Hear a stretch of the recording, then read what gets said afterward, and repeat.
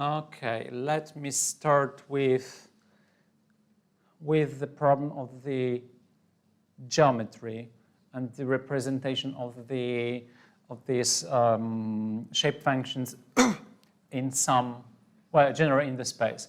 How we cope with that? It's very, very inefficient.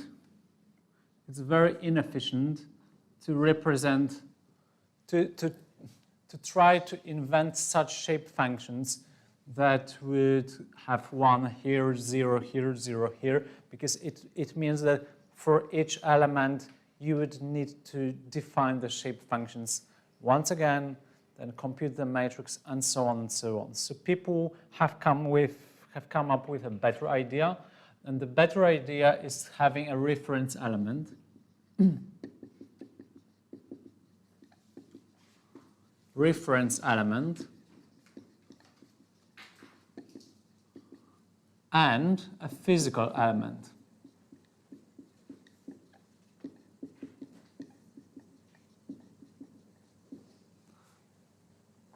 This means that we have, for example, such element which is in the omega space, and we do have some reference element. About the reference elements in a minute. There is certain convention.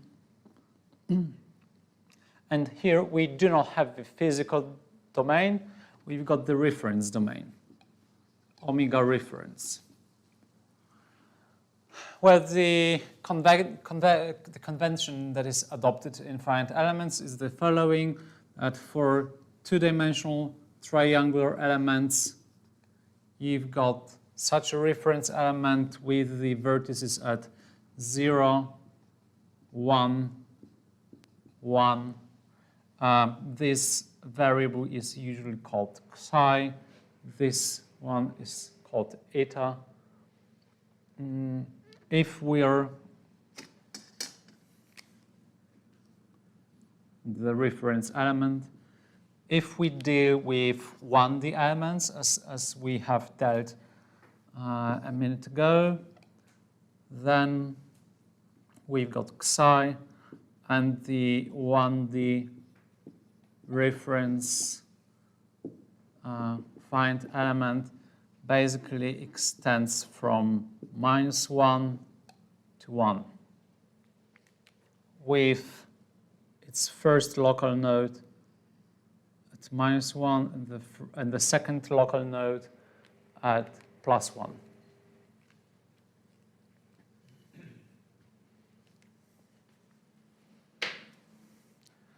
Now, what do we do with that if we've got a reference element and a physical element? Now the problem is that we need to calculate these integrals in the physical domain, not in the reference domain. But obviously, we can always change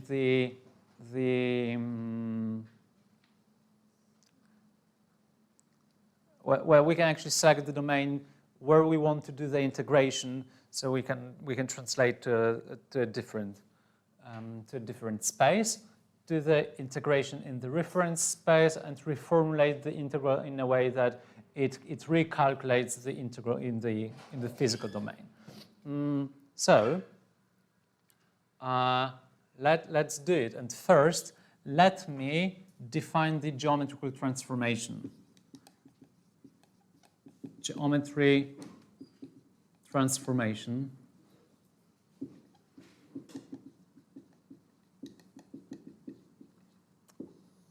The idea is simple. Well, how do we represent geometry? We need to, for 2D, we need to, okay, all right, let me write it in a vector notation. We need to find a proper map that would be of that kind. Like, we want to have a way,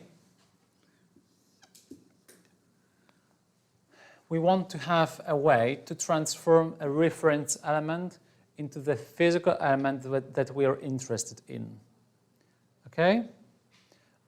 In other words, if I know we've got for numbering, also a convention, first, second, typically third local node, we need to be able to do something like that. Maybe this one should be transformed to, this should be the second. So basically we are doing such a transformation.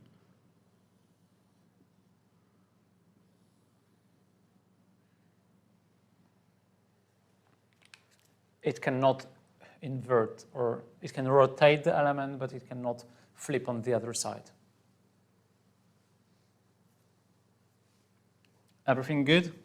Here the numbering goes counterclockwise. Yeah, and here also.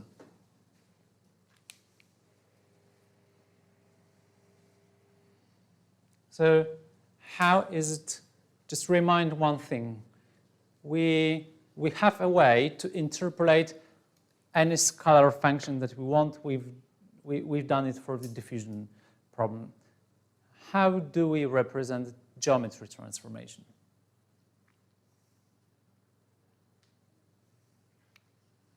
What do we need to do that? Introduce another shape function. No, actually not. Do not introduce. Similar. Exactly. Introduce the same shape functions. Just see that what we need to do is, if we want to transform such a triangle into such a triangle, this means that we need to have a way to map this vertex, this reference local vertex, to the physical node, this one, that one, but also we need to be able to do the following. Take any arbitrary point within the area of the reference element and tell exactly where it's located in the physical space. Okay? Obviously, to locate this element, what does it mean? It means to determine its x and y coordinates. Now, the coordinates, if we've got two components, or three in 3D, each component is a scalar value. So how do we do that? Well, let's say x, scalar x, let it be defined by sum over j local nodes xj times phi j at, well, let me use the two-dimensional case. We need to have local shape functions. It's the usual interpolation, and exploiting the same concept as we had for temperature, for example. It means having locally defined shape functions in the reference element, multiplying by the physical coordinates, because obviously this one needs to map to a physical x, this one needs to map to physical x of the second node and third node, and we do exactly the same for the y coordinates.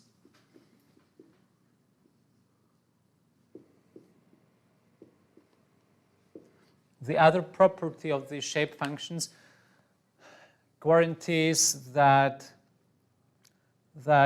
we will end up, well, the property of the shape functions that I probably didn't mention so clearly.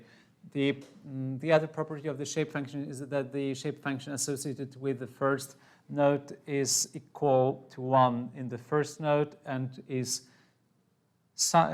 guaranteed to be 0 in all the other nodes.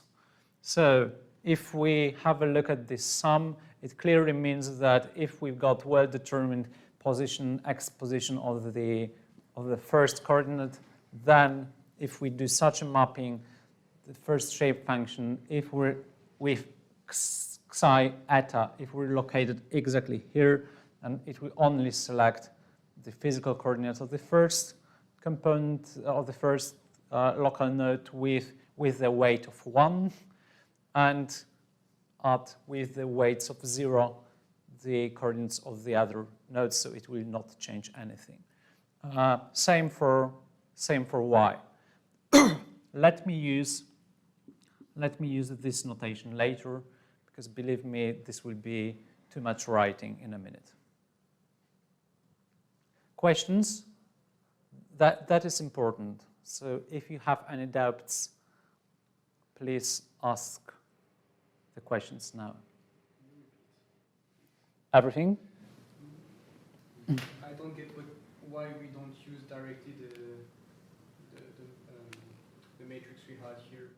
Because we had it for a simple element. Now, imagine you've got such an element somewhere in the space. How do you say easily? Easily because you need to have an efficient numerical procedure. How do you say easily?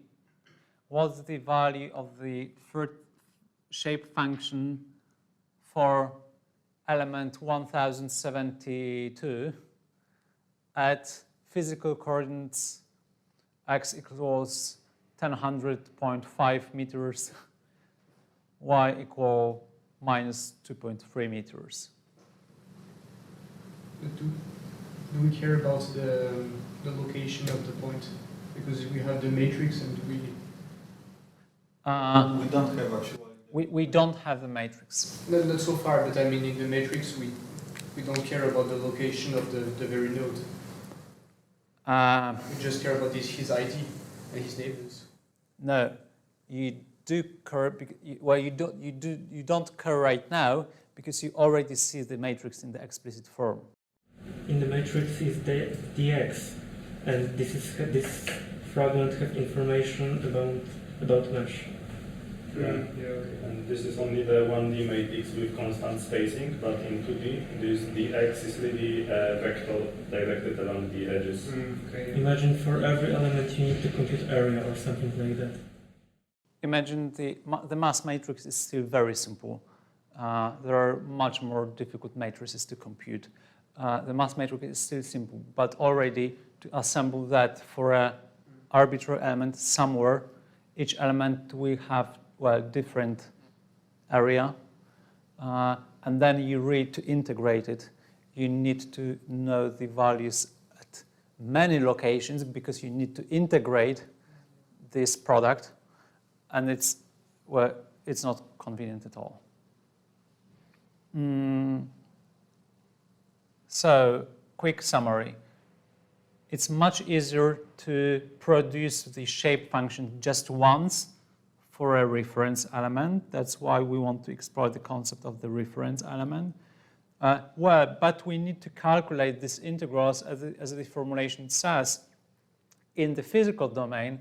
So we need to have a way to translate the reference element into the physical domain. We do it by knowing the coordinates of the vertices, and we exploit, for linear elements, we exploit the linear shape functions to write this transformation and render x and y coordinates for whatever point within the area of the element. Okay? Now, so far so good.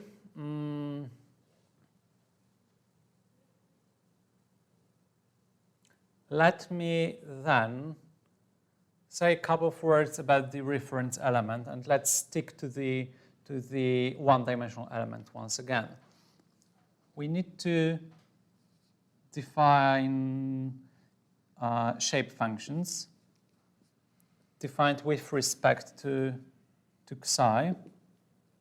What would it be? I guess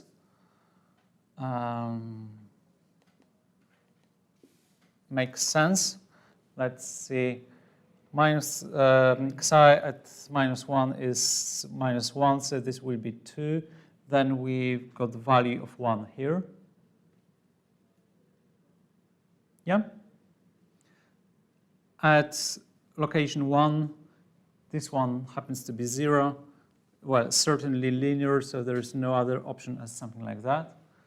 Now, phi 2 at xi equals 1/2 1 plus xi. Let's check it. For -1, it's 0, so it's here. For 1, it's 2 divided by 2 is 1. So right now, we've got the explicit formula for 2 local shape functions of a reference element. Whatever element you construct in finite element method, you always construct it in the reference space. We will show this formula for the triangle today. If you define quads, you will have local shape functions. If you define quadratic elements, you will have local shape functions for that. If you define prisms, pyramids, whatever else you want to define, you always do it in the reference space. And you are able to write, well, probably always, you're able to always write an explicit formula expressed by xi, eta, maybe zeta in 3D for all the shape functions that you're interested. Any more questions so far? Isn't there one lacking here? No, because we've got only 2 nodes. Okay. And we do this for each node from the reference element. The 1D reference element has got only 2 nodes, so it's got only 2 shape functions. If we're talking about the triangular element, then let's write the shape functions for such an element. For that one, phi 1 would be 1 minus xi minus eta. Phi 2 is nothing else than xi. Phi 3 is just eta. If you want, you can check that it fulfills these conditions of being unity in one node and 0 at all the other nodes. And that's the linear triangular reference element. Good. Let me move to geometrical transformation. We've got a way to calculate x if we know xi. Now, is it what we need?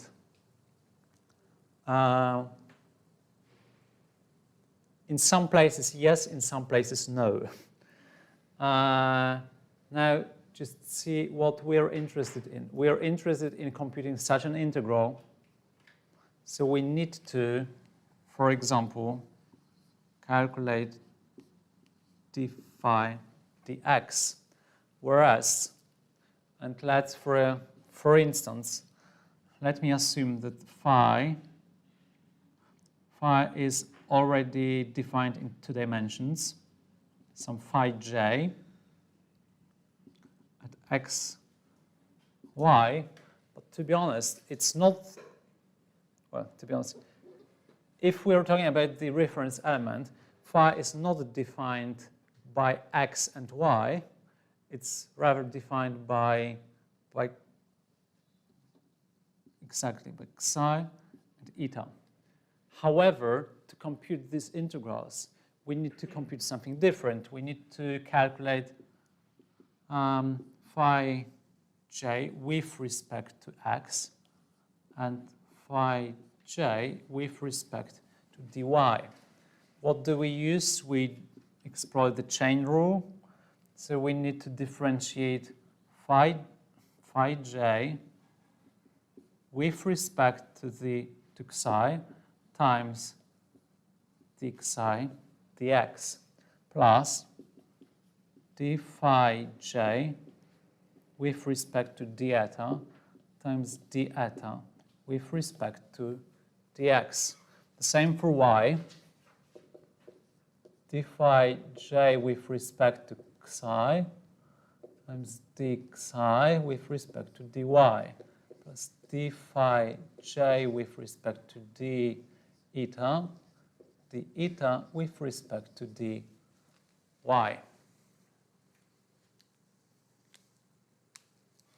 Good?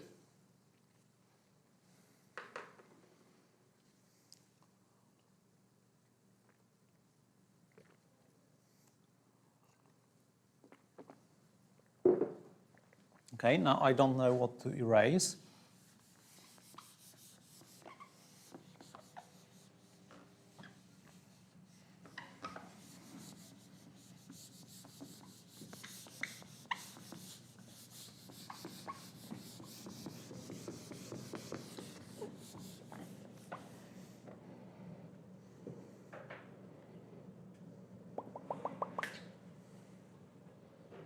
Not much space left.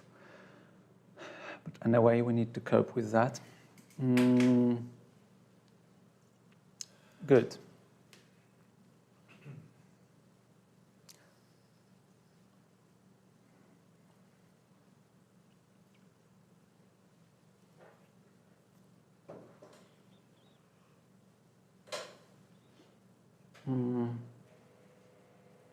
Okay, let me do it in the simple 1D example first. Imagine that recently we've done it in a naive way. We've calculated this integral and the local matrices simply by calculating the constant gradients and multiplying by the length of the finite element. Let's do it once again, exploiting this concept of the reference element, but still for 1D linear elements. What would it mean? Let me erase the equation on the right-hand side. And let's leave just the diffusion matrix.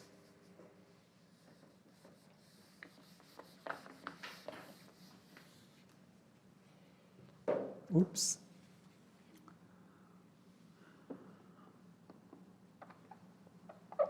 So this one, actually even, sorry, we're interested in recalculating that. Yeah? That's what we want to calculate. We want to calculate the coefficient of the matrix. So now we can write omega reference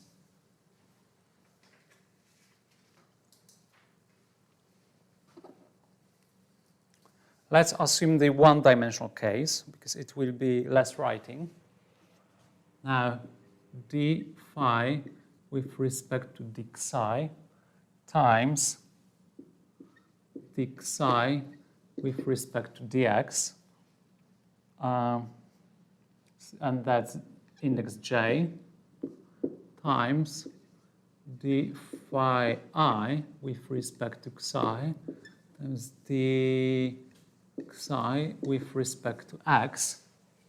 Good? We've got that. We've got that. We've changed the space over which we are integrating. What should we add? The Jacobian, yeah. We need to add the Jacobian of the geometry transformation, and let's integrate over the reference domain.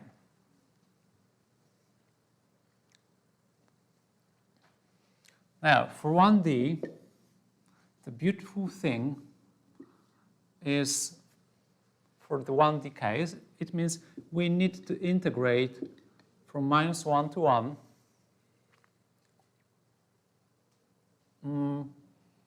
That's already, we're already fine with that, because, well, just have a look at the shape functions, calculating the derivatives with respect to psi. It's a piece of cake. So we can leave it like it is. D phi j d psi times d phi I d psi, well, times, in this case, d psi over dx squared. Good? Like that's nothing else, it's just the coefficient. So we can gather them together times the Jacobian. And well, the psi if it's a 1D case. Where does the Jacobian comes from? The Jacobian comes from, well, the Jacobian is how it's analytically defined for such a geometry transformation. So it means that Jacobian is nothing else, well, Jacobi matrix of the transformation by definition is, well, Jacobi matrix is dx with respect to d psi, dx with respect to dy,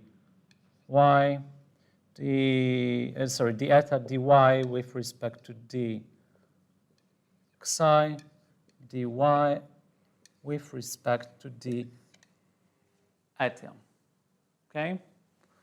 Then Jacobian is nothing else as the determinant of the Jacobi matrix. Now, for the simple 1D case, the Jacobian collapses to the Jacobi matrix collapses to just that and nothing else. Then clearly the determinant of the 1-by-1 matrix is the matrix itself. So, what would it be for us? It would be, let's calculate one of the shape functions with respect to psi. Then the gradient is -1/2. If we take one of them, let's select j equals 1, I equals 1. Then we need to integrate from -1 to 1. That one is then -1/2 times -1/2.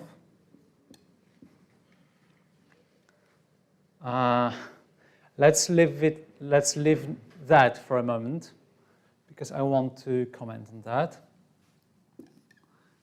What's the Jacobian? Dx with respect to d psi. If we, okay, we need to come back to the example with the mesh.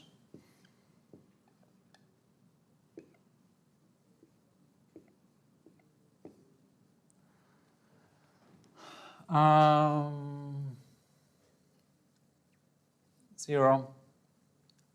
Well, 1/2, 1, 1/2, 2. We're interested in that element. It's delta x. Delta x is clearly 1/2 then. And we need to define the geometry transformation.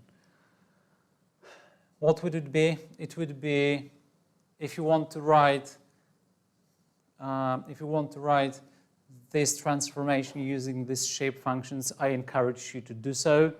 Right now, just believe me, it's a linear transformation. What do we want to do? We want to map the reference interval of 2 to something which is just 1/2.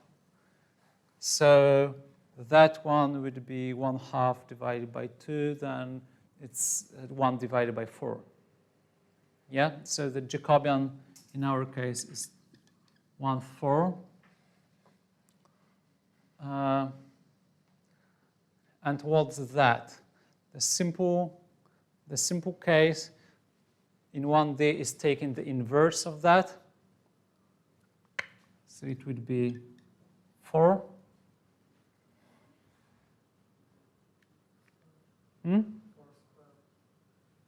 Right, thank you. It's 4 squared.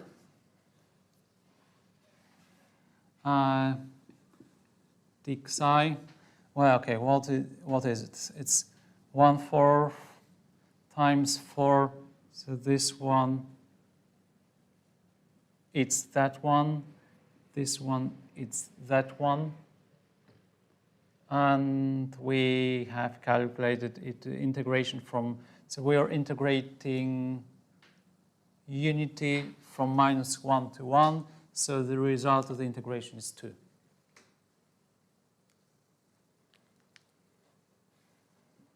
Okay.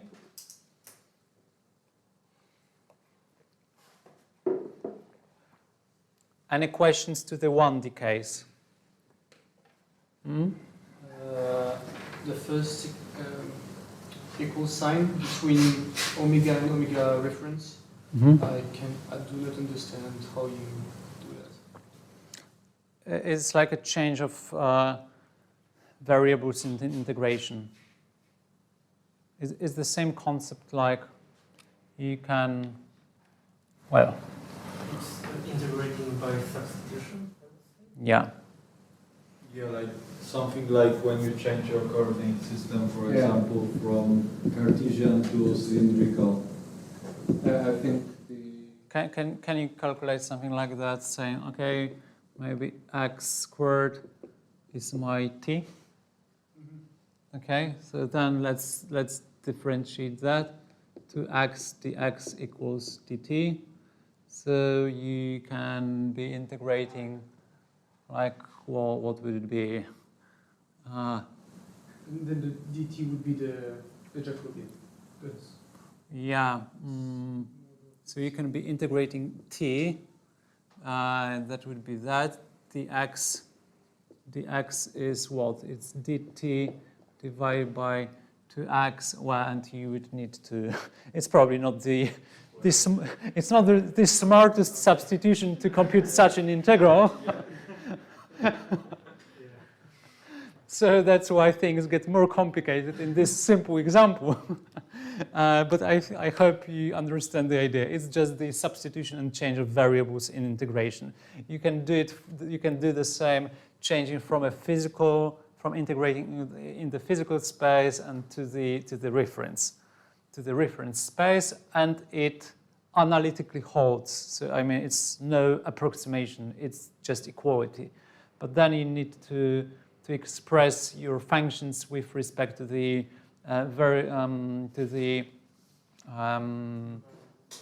free variables of that reference space, and add the Jacobian and integrate all the new domain. Good.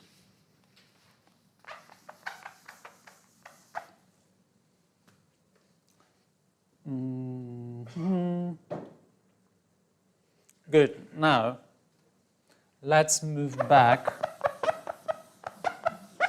to the 2D case. The 1D case is very, very simple.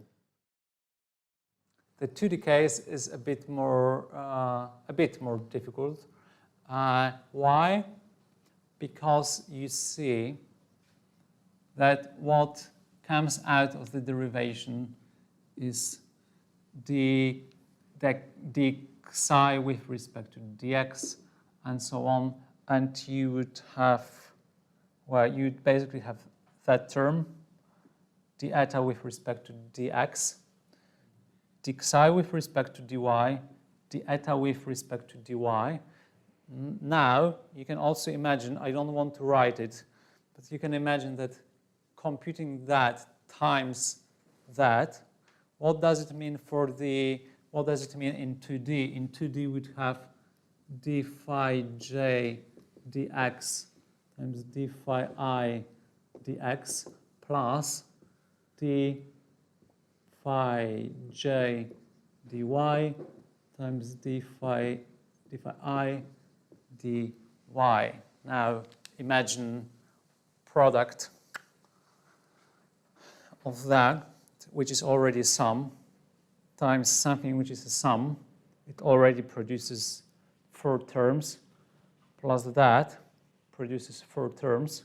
Basically, you can gather these terms accordingly, so you still end up with 4 terms, but these are already 4 terms, each of them taking some contribution from these coefficients describing the geometry transformation. And for purpose, I describe it like that. Some coefficients describing your geometry transformation. Why? Because these are not the elements of the Jacobi matrix. Just see the Jacobi matrix, what it has. It's got something which is, well, flipped. But it's not flipping taking the inverse of the value. What you need to do is it can be proved that if you define the mapping from one domain to the other, then if you define the inverse mapping, which is extremely difficult to compute, like just see in finite elements, we've got beautifully simple formula to calculate physical x if we know psi, but we've got extremely difficult way to find proper psi if we know the x. It's not easy. It's not so easy to be done. It requires solving a, well, in some cases maybe linear equation, but in more elaborate finite elements, it requires solving nonlinear equation or nonlinear set of equations to define these coordinates in the reference domain. So it's really not too efficient. However, if you define, let's say this were our mapping F, if we define the inverse mapping, then it can be shown that for the inverse mapping, then this will be the elements of the Jacobi matrix of the inverse one, and you can show that the Jacobi matrix of the inverse transformation is the inverse of the original Jacobi matrix. So if you want to compute that in finite elements, what you need to do is you need to know that the inverse of the Jacobi matrix would be having the Jacobi matrix for the inverse transformation, which would be that you need to hold psi, so psi with respect to y, d eta with respect to x, d eta with respect to y. So if you need to calculate these terms, how you do it, you define the geometry transformation going from reference domain to the physical domain. Then you calculate the Jacobi matrix. Then you calculate the inverse of the Jacobi matrix, and you can do it even analytically. It's like 2 by 2 or 3 by 3 matrix, or you can do it numerically, however you do it. You come up with coefficients with values because you're already in the numerical code. So you come up with values of the inverse matrix, and you identify the subsequent elements as the elements that describe that, what you need to calculate the gradients to calculate the gradients in the physical space by using the functions defined in the reference space. I have a question. Shouldn't be the elements of the J inverse transposed? Since we've got, like, in the bottom line the derivatives at x variable. Do you mean x? No, in the right. More to the right, like those two equations. So we've got, like, in the bottom line we've got like both derivatives with respect to y, and in the top both with respect to x. And it's good because you want to use the chain rule and differentiate with respect to x. And this one, it takes as the natural arguments xi and eta. So you need to differentiate with respect to xi. Yeah, like that is correct, but I thought that they should, like in the same order, should be in the matrix. So since we've got in those two equations the bottom one with respect to y, so it should be the bottom row the same.